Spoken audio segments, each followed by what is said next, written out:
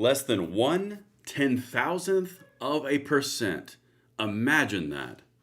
Unsung hero strikes down California reps all day long. This, my people, is what you need to see, because there's a lot of people behind the scenes that you don't typically see a whole lot of on the front end that are doing the Lord's work. 1/10,000th of a percent on the machine gun conversion devices. We're going to dive into all of that right now, so make sure you guys hit that like button, subscribe to the channel, turn the notification bell on, and of course, I'm going to have a little bit of a rant on something that I covered on my podcast earlier today that, you know what?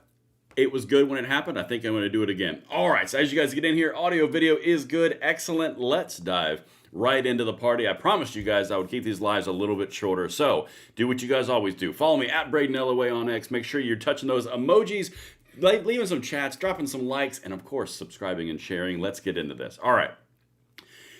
Guys, when I'm on my X profile, I'm always sending things out. I'm always repurposing things. I'm always quoting things. I'm basically just sending it everywhere. And that's why I want you guys on there. But every once in a while, you run across the unsung heroes in our space, in our 2A space. All right, this first segment of this video is pure 2A greatness, and the second is a little bit broader, but it's something that needs to be said, in my opinion. So, who you're looking at right now is one of the unsung heroes in the gun world. This is actually one of my mentors. This is a guy named Sam Paredes. He is the president of Gun Owners of California. So he is one of the guys who is a heavy influence on me in the 2A space, in the positive side. He's very supportive. He's a very good man. Extremely, extremely good at what he does in the 2A space for advocacy. And being behind the blue wall of California gives him a firsthand view of what's happening. Now, the clip that I'm showing you here, this is going to be him testifying in front of the California Assembly, talking about their Glock ban, because the big bad Glock ban, the gun that can be converted to full auto machine gun, automatic, atomic weapon firing things, yeah, they're trying to ban them because criminal behavior. So the way you answer that is, of course, not screaming and yelling and throwing a hissy fit. You come at them with facts and calm, cool demeanor, and that's what Sam is about to show you. Again, this is one of the unsung heroes in our space. Now, I'm going to play this clip. I'm going to add a little bit to it as it happens, and then we'll just get about our business. Let's get it. Sam, take it away. The manufacturers have, in fact, modified their gun designs in order to prevent these illegal conversions into machine guns. They have done that. Not only Glock, but other manufacturers. But California does not allow them to be sold in the state of California because of the rules and regulations of the roster. And even if they were, the simple tools that would be needed to defeat the design changes are the same tools that you can use to modify any semi-automatic pistol into full auto, whether it's a striker fired like the Glocks or a hammer fired like all of the others. Now, one of my favorite things about this is the way that he's speaking common sense and devoid of stupid. I can say it because I'm on the internet, but, you know, of course he can't say it. These people don't even know what they're trying to infringe on. They just say, ooh, Glock, that's a name I recognize. It's the one time where brand recognition kicks you in the butt. So let's just ban all the Glocks and anything that can be converted into a full auto from a semi-auto by criminals. Now, of course, it's the same tools to do the same thing across the board. Don't let facts and rationality get in the way. Like, there's a good emotional argument to be had. Let's ban something. But this next part, this is where it really filters in, because so far he leads in with, this makes no sense on any figment of the imagination. This next part is when he actually drops this silent nuke, and I love a good silent nuke. Listen to this. Out of the estimated 1 million lawfully owned Glock pistols in California, only a small number have ever been documented as illegally modified and recovered in connection with crimes. Meanwhile, the lawmakers are pointing out that 5,800 Glock switches have been recovered nationwide. But that's not California. And even if all of them were found in California, that would equate to less than 1/10,000th of a percent of the legally owned guns are converted. Okay, let me run you through that again. Now, the big highlight number there is 1/10,000th of a percent of all the guns in California. 1/10,000th. Okay? That number does not exist statistically. So that's if they took all the Glock manufactured semi-automatic into machine guns nationally found. That's not even California. That is national. They don't have a leg to stand on. And the way that Sam lays this out, cool, calm, and collected, and honestly, that is a truth nuke from orbit. Like, you don't get cleaner than that. 1/10,000th of a percent if every single national gun converted was accounted for. That's not even the case in California. And the reason that this is such a big thing for me, one, it's personal because I really love Sam. Sam's a really good man and he is a pillar in our community. But people like this don't get the credit that they deserve because he's facing the lion, the behemoth in California, and he's doing it with class and he's excellent. He's executing it excellently. Now, one of the things that I wanted to get into after this, because that was a little piece, I wanted to give credit where credit was due. But this next one, I need to hear you guys in the comments in the chat and the emojis, because this one, I'm probably going to get a little spicy because this is something that's really near and dear to my heart. So, one of the things that I see in our culture, and this, again, this is going off the beaten path, but it's going to tie back to the 2A, trust me. One of the things that I see in our culture is young men being beaten down and told they're less than because of who they are. I mean, I've been through it. I've gone through it. I talked about this on my podcast earlier today at length. Like about 30 minutes of the podcast was this and multiple examples about how men are beaten down because we're who we are, right? And it's called Positively American with Braden Langley. If you want to watch it, I'll link it in the description, or listen to it rather. But this clip from Nicole Wallace exhibits the entire problem. This is the problem. The entire thing is exacerbated by this individual conversation. And it's a 2-minute clip, but I started getting spicy in my podcast and I was like, this has got to be on the show tonight. And I decided to do it. So let's get into this because I want to set this clip up because again, this is all about young men and the ones that are actually hit the hardest by this whole culture war the left waged on them. And I was one of them, so I can speak to this from experience. So, yeah, I know the super chat says SIG just killed an airman, the Model 18. I'm still looking into the details on that. I'll talk about it at a different time. Nicole Wallace, this is her little podcast. She's one of the MSNBC anchors. So, of course, she's far left. She's always been far left, and she does some crazy stuff.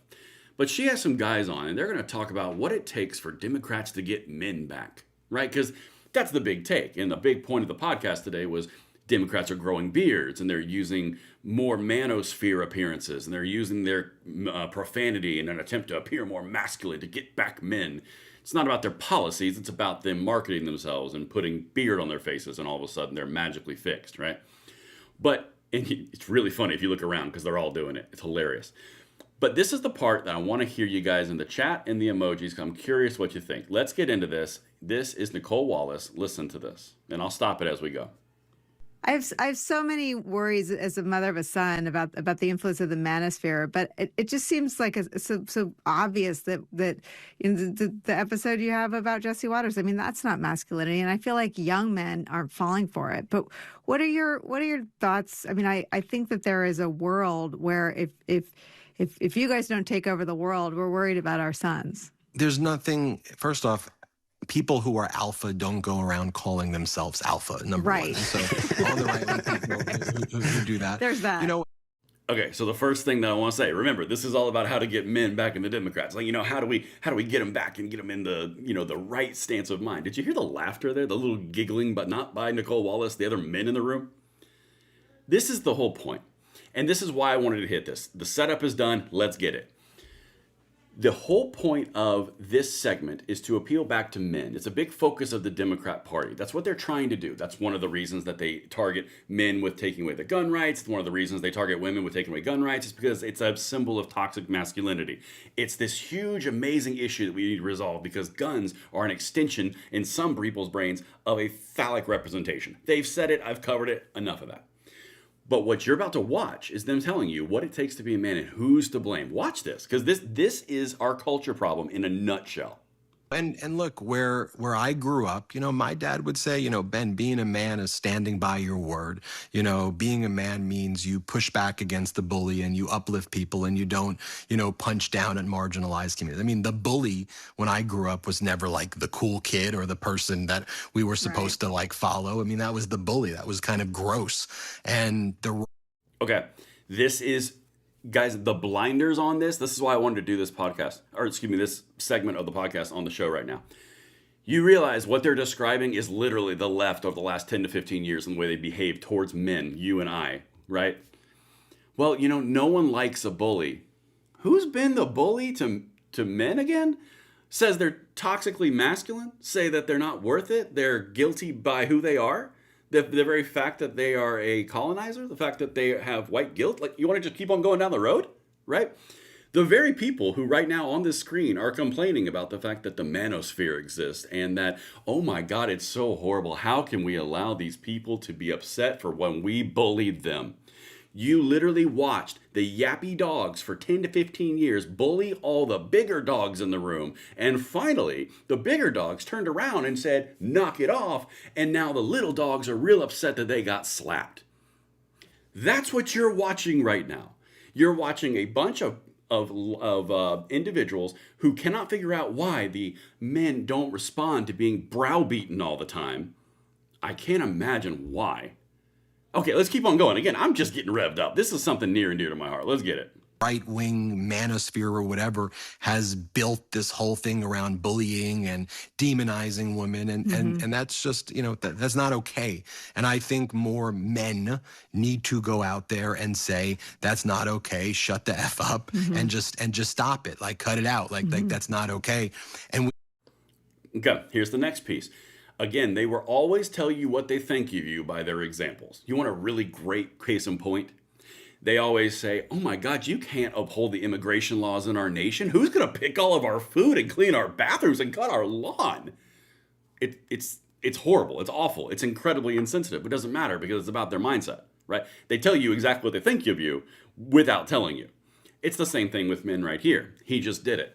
Oh my God, it's not okay to be, just evil to women and misogynistic and just speak down to them and hurt them and be mean. I'm as conservative as the day is long. I run a 2A channel. I would never do that. I know none of you would either. But again, this is what they tell you. They think this is what man is while they're trying to beg you to come back to their side. This right here is why they're failing. This right here is why you have the Harry Sissons and the Davy Hoggs being the example of a male, while the rest of us are getting berated for not putting up with their crap. All right, let's keep on going. Again, if I'm on this, if you tell me in the chat, like I'm seeing planes, I'm seeing 100%, I need more. Let me know if I'm over this because this is... Okay, I've said it. We can't, going back to what we said before, you can't hesitate with those things. We can't be like, oh, should we be bullies? No, you shouldn't be bullies. Do we need a Joe Rogan? No, we don't need a Joe Rogan. I don't want to launder in conspiracies. I mean, the qualities that should appeal to young men or any people, but if we're addressing young men, is you be a good person, you stand up for other people, you stand up for yourself, you don't, join like weirdo cults and have your brain washed and coming from the people who bring you vote blue no matter who. Okay, here's the other piece that just, like this whole thing just melts my brain. So while he's going down this little road of like, good men do this and good men do that, and you stand up for this and you do, okay. Guys, I'm just gonna give you some real world examples. You ready for this? Okay, watch this. If you work out to improve your physique, well, wow, you are really diving into that gym. You're a little obsessed with your body. I mean, like it's a red flag. You don't do that, it's, ooh, you're not really taking care of yourself, and it's not great. If you assert yourself in a conversation, it's, ooh, that's a little toxic male. If you could pull that back a little bit more, and if you don't do that, then you're not assertive enough. Do you see the game that gets played here? It's always there's something wrong with you, it's not wrong with me. I can't imagine why they would ever not have any men even remotely interested in talking to them. This is the whole point. If you go too far and defend them, then it's toxic masculinity. And I'm talking about the whole party, not just women, the whole party. If you stand up for a woman, well, then you're speaking for her and you're mansplaining her. See, there's always this little game. It's a tit for tat. You can do this or you can do this. Either way, you're screwed, so you might as well just not talk. Tell me how many of you guys feel that exact same way from these types of people. But men, you just need to stand up and say, shut the F up. How? You won't let us talk. It's not difficult. And then, after all of that is said and done, this is where it dovetails right back into our world very heavily. At the same time, you're not allowed to have your gun rights because that's a symbol of toxic masculinity. You're not allowed to have a gun because it's a symbol of oppression. It's a symbol of a power structure that exists. You see, they do the same crap all day long, every day. And again, I went into this a lot more in my podcast, which is linked. It's Positively American with Braden Langley on my podcast, linked. But this is the game, guys. This is why Harry Sissons and Davy Hoggs are the masculine figures they trot out. And then the person who they spent $20 million with to reach out to men is a 6 foot tall masculine female. Everything is backwards. I told you it was going to get a rant. I gave you fair warning. Let's keep on going. Again, let me know in the emojis in the chats if I'm over the target on this or you agree, don't agree. I'd love to hear your thoughts. And you go about living a life, a good, decent life, and that's what's most rewarding. What I said is what just needs to be said. I think it's simple. It's not contrived. I don't need to do a $20 million study in masculinity to realize that. There's those manly chuckles again. All right, listen, I'm going to wrap this segment up and then I'll look at the chats and we'll do all our stuff. Here's the thing. Everything that he just said is a platitude that is not backed up by anything substantial, right? I see the examples that I did prior where I was like, you can't win with these people. It doesn't matter what you do. It's always going to be your fault because you look like this, right? Brought to you by the Party of Inclusion. And you can't be in a cult. Just vote blue no matter who. And I'm the most accepting and open person alive unless I disagree with you. It just never ends. But here's the thing. When we are looking, and I feel pretty confident saying this to you guys on live. I'm not even ashamed of it. I feel pretty confident that every single one of you grinds for something bigger than yourselves, whether it's sacrificing your time, your energy, your money, your mindfulness, whatever you want to put in, insert sacrifice there. It's all for somebody else. It's either for the women in our lives, the mothers, the sisters, the daughters, our wives, or it's for the country, which is something bigger than yourself, which is why we fight so hard for the Second Amendment rights, so the next generation has those rights, so tyranny, like these two dill holes, can't come in and take it from us and them. That's the whole point. We're fighting in a chain, and they've spent the last 15 years, most of my early adult life, berating people that would have either a deeper voice or be confident or be basically able to stand up to their bullshit. And now they want you to come back. They want to take your gun rights still, and sure they want to take all your rights, and they still want to talk down to you, but they really need you to vote for them. So did you see the beard that we grew? And we use profanity a little bit too. Oh, how do you not love us? Yeah. All right, that's it. Fine, rant over. I would just love to hear what you guys think about that one. I got lots of hundreds. I got some targets. Davy Hogg, a man. Yeah, he's a man. I'm pretty sure he's a man. Little one, but he's a man. He's wee. All right, looks like I got all the super chats. Got lots of planes and 100s. That is excellent. We are at 17 minutes. I told you guys I would keep this light and airy in the time zones, and I hope you enjoyed every bit of this as I went off the beaten path. I hope that you guys liked that little segment because I really felt like I needed to bring it to you. So let me know what you think. I'll see you on the next one. I love each and every one of you, just the right amount that makes you feel comfortable, and I'll see you tomorrow morning when we continue to grind it towards